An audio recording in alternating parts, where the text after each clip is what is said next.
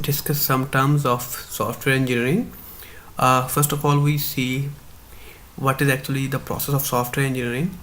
The process of software engineering is actually breaking down the problem, and you should note and you should understand that no problem is complex. Every problem is easy if we break it down intelligently. So breaking down a problem is a very challenging task, and it needs a lot of experience, and we should break down the problems in such a way that the submodules should have least dependency on each other, or they should be decoupled. So this is a basic principle of software engineering. So after breaking down the problem into subproblems, we solve each subproblem and then we synthesize the solutions into the final solution. Again, integrating these solutions is again a challenging task. You can understand this challenging task with the analogy that you have all the words in dictionary, but using those words you cannot write a novel. So writing a novel needs a lot of experience and creativity. So this is actually what is needed in the software engineering. So next we discuss few terms of software engineering. The first term is method or technique. Keeping it very simple, you can say that a method technique is actually a pseudocode that you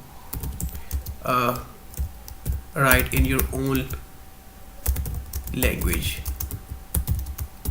So like if you have to solve the problem of factorial, you can have write an algorithm for that, a pseudocode for that in your own words, in your own language.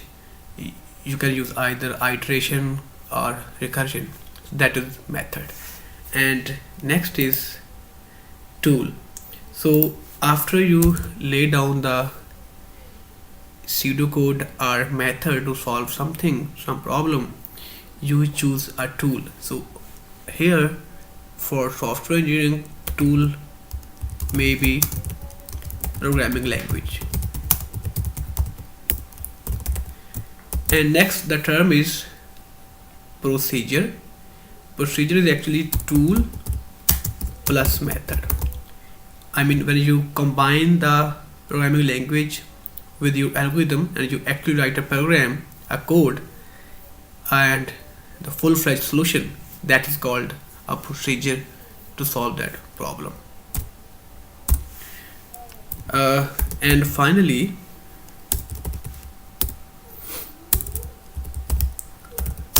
here comes a paradigm. Paradigm can be called in one word, is actually a philosophy. You can say it an underlying philosophy to solve or approach any problem. The basic or underlying philosophy has changed over time. For example, initially we used to use a function oriented paradigm where tasks where you choose the function verbs from the client's statement, and then those verbs are actually then translated into functions. You can say a task is divided into subtask,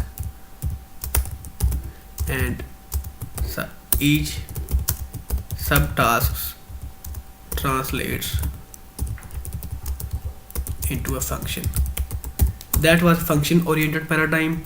And then you studied object oriented paradigm, and in object oriented paradigm you pick up the nouns from the client's statement, and those nouns actually are translated into objects. So this was terminology of solving a problem using the software engineering technique. And next is terminology for bugs. Bug is a generic word, and bug may be an error. Error is actually human mistake. It may be in syntax, in logic, or understanding the client's requirement. This, when an error occurs in a program, that error produces or makes the program faulty. So fault actually is caused by the error, and fault leads to failure. So what is failure? Failure is actually the deviation of the program, of the software, from client's expectation.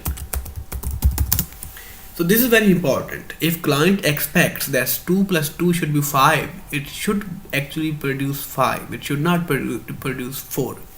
So failure is simply the deviation of the software's output from the desired output. So that was it, the few terminology. So, and stay tuned for the next lectures.